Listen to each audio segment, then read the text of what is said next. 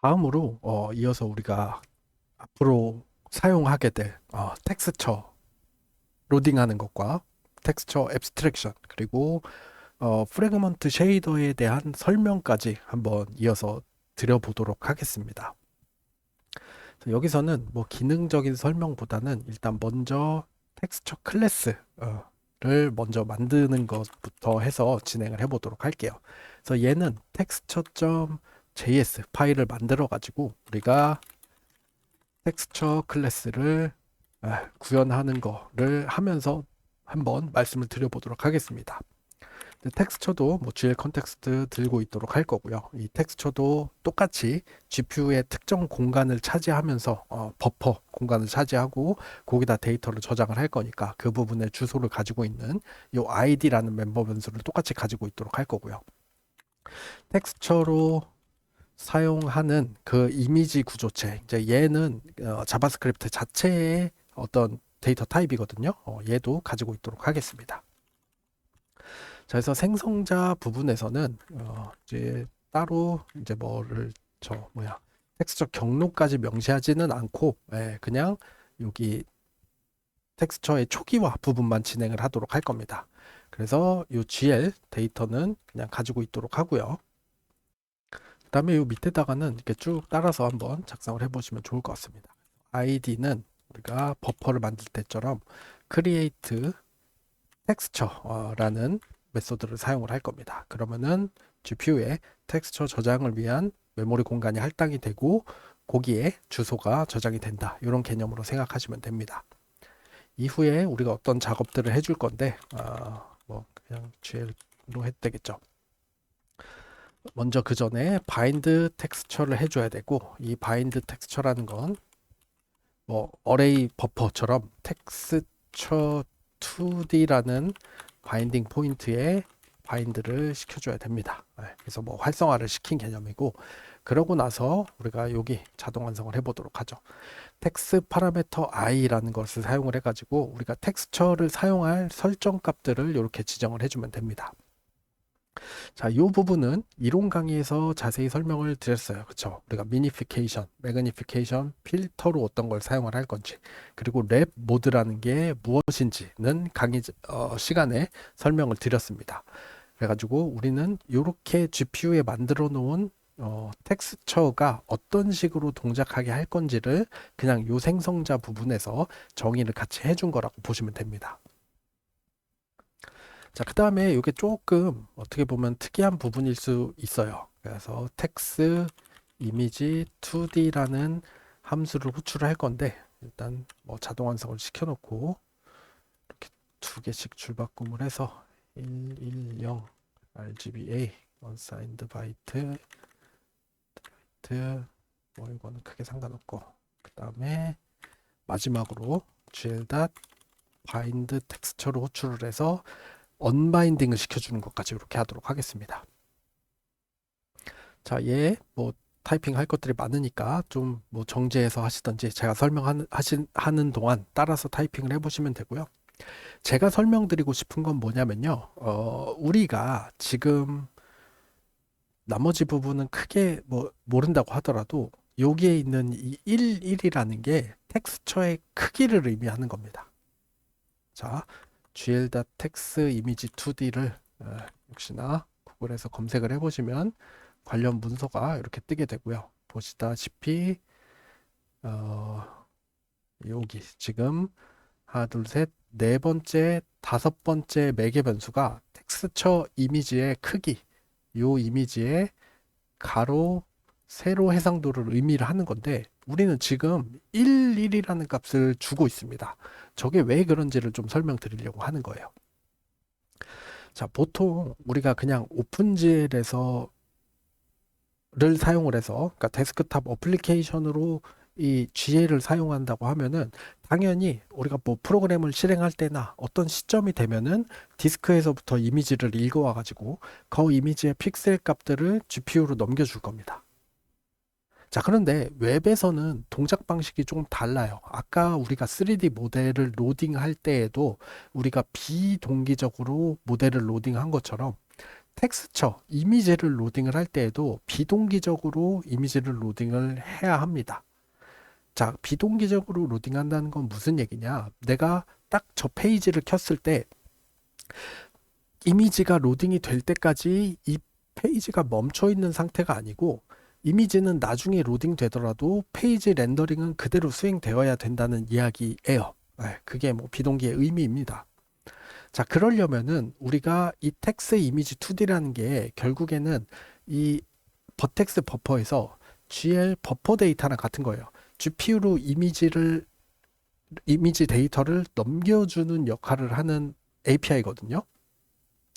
근데 만약에 넘겨주려고 하는데 데이터가 로딩이 안 돼 있을 수도 있죠. 이미지 데이터가. 그러면은 저 시점에 멈추게 됩니다. 프로그램이. 그렇기 때문에 우리는 일단 처음에 텍스처 클래스를 만들 때에는 그냥 빈 텍스처 이미지를 집어넣는다라고 생각을 하시면 됩니다. 크기도 1x1, 그냥 1픽셀짜리 가짜 더미 텍스처를 만들어서 일단 초기화를 시킨다는 개념으로 이해를 하시면 됩니다. 이해가 좀 되시는지 모르겠습니다. 그래서 이렇게 더미 데이터로 초기화를 시키는 것까지 생성자에서 모두 진행을 하게 해요. 그 다음에 실제로 텍스처를 로딩을 하는 함수는 이 로드 텍스처 from 이미지 굳이 할 필요 없겠네요. 를 함수를 사용을 할 겁니다. 자, 그래서 얘는 어떻게 하는 거냐면요. 일단 작성을 해보자면 이제 실제 이미지 데이터는 this.image가 같도록 할 거고요. 이 이미지는 처음에 말씀드렸듯이 자바스크립트 자체적으로 가지고 있는 데이터 구조입니다. 그래서 저 이미지의 소스, 출처를 우리가 인자로 집어넣을 이 패스에다가 지정을 해주도록 할 거고요.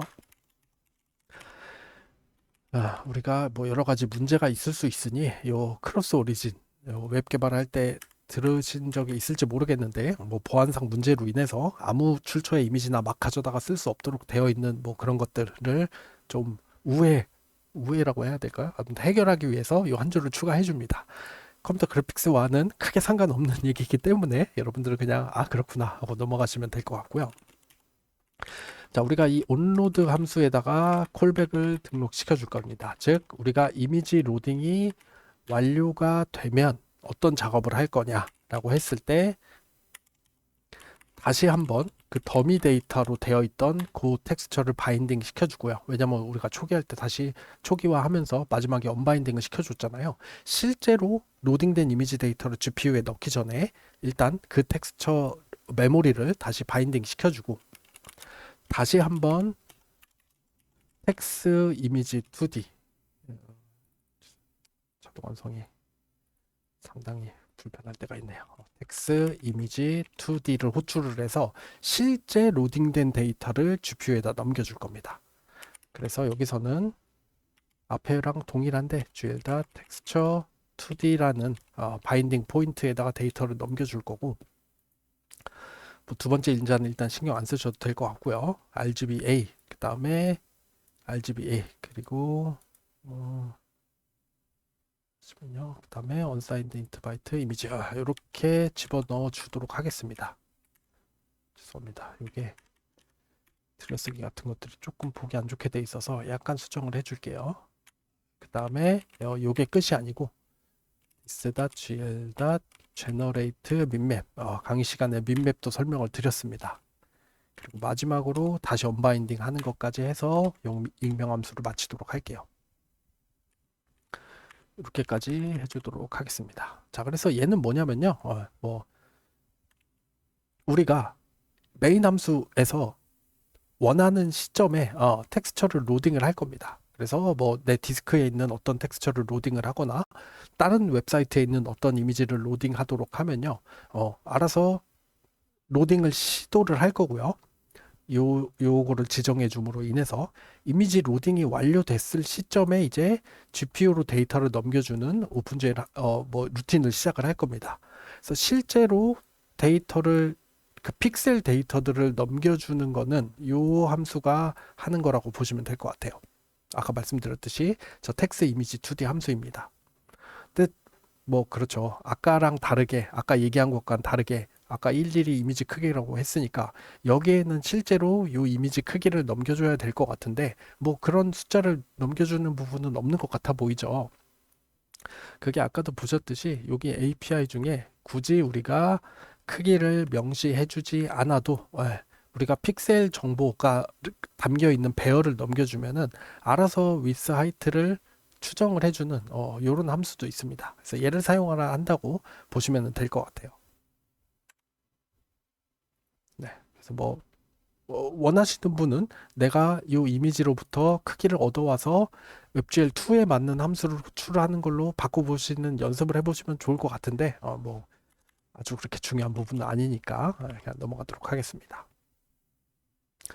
자, 그 다음에 마지막으로 bind, unbind 함수를 작성을 해줄 건데요. 뭐 유닛이라는 이름을 추천해 줬으니까 그대로 사용을 하겠습니다. 자, gl.active texture를 텍스처 제로 플러스 유닛. 여기 좀 특이한 문법이죠. 잘 봐두시고요. 설명은 조금 이따가 드릴게요. 그 다음에 이 아이디를 바인드 텍스처를 합니다. 그러니까 조금 특이한 점은 이 버텍스 버퍼 같은 것들은 그냥 바인드 버퍼 해주면 됐는데 텍스처는 바인드 텍스처를 하기 전에 액티브 텍스처라는 것을 설정을 해준다라는 차이점이 좀 있어요.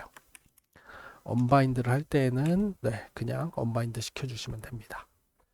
우리가 요렇게 텍스처 클래스를 꾸며봤어요.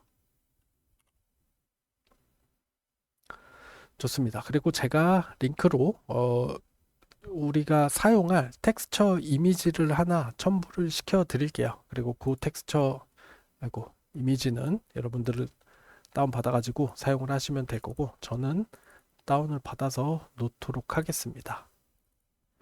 그 이미지는 우리가 리소스 항목에 해당하는 거겠죠. 그래서 리소스에다가 텍스처스 폴더를 하나 만들고 여기에다가 요런 이미지를 추가를 해주도록 하겠습니다.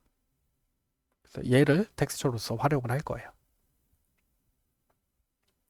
그 다음에 하나 더 작업을 해줘야 될 게 텍스처를 사용을 하는 프래그먼트 쉐이더를 수정을 해줘야지 되겠죠. 그래서 베이직 프래그먼트에다가 이제 유니폼을 하나 추가를 해줄 겁니다. 자, 텍스처 유니폼으로 입력된다라는 것도 강의 시간에 설명을 드렸을 것 같아요. 그리고 저 텍스처로부터 색상을 샘플링 해 와가지고 샘플링 하는 함수가 텍스처라는 이름의 함수고요. 얘가 첫 번째 인자로 텍스처 이 유니폼 자체 샘플러 2D라는 걸 받고 두 번째로 텍스처 좌표를 받는다는 것도 설명을 드렸을 겁니다.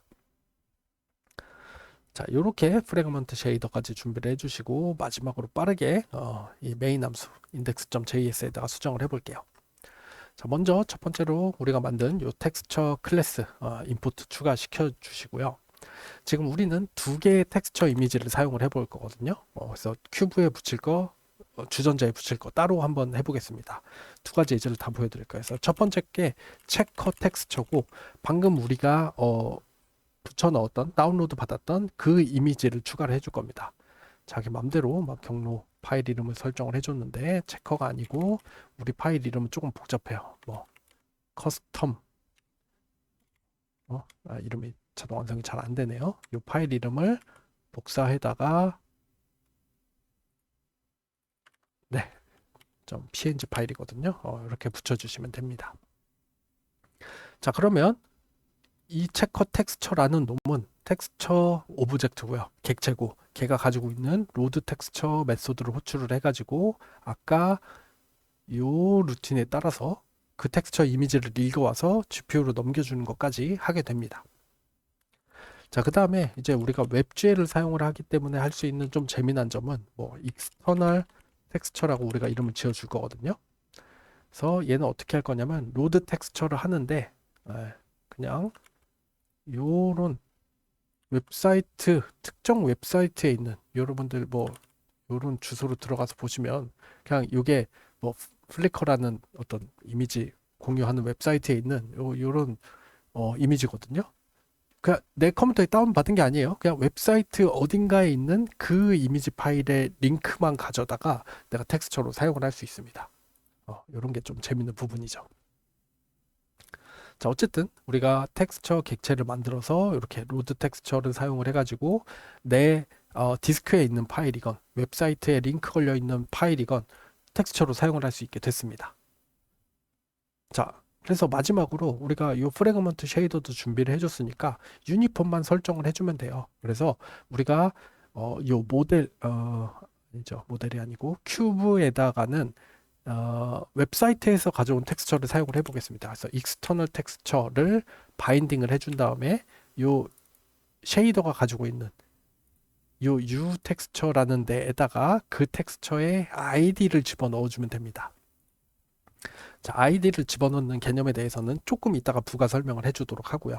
그다음에 티팟에다가는 내 디스크에 이미지를 집어넣어 줄 거라서 체커 텍스처를 먼저 바인딩을 하고 U 텍스처에다가 역시나 요 0번을 이렇게 바인딩을 시켜주시면 되겠습니다.